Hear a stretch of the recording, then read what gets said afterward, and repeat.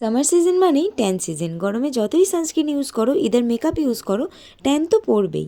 তার জন্য আমি যেভাবে স্কিন কেয়ার করি অফিস থেকে বাড়ি ফিরে, সেটাই আজকে শেয়ার করবো তোমাদের সাথে।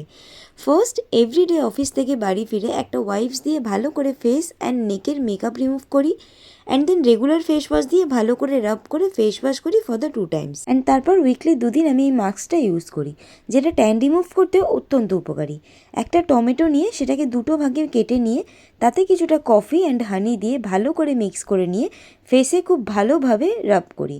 অ্যান্ড 2টো স্লাইস শেষ হয়ে যাওয়ার পরে অবশিষ্ট কফি আর টমেটোর রসের মিশ্রণটা ফেসে এইভাবে লাগিয়ে নিয়ে 10 মিনিট রেখে ওয়াশ করে নিই।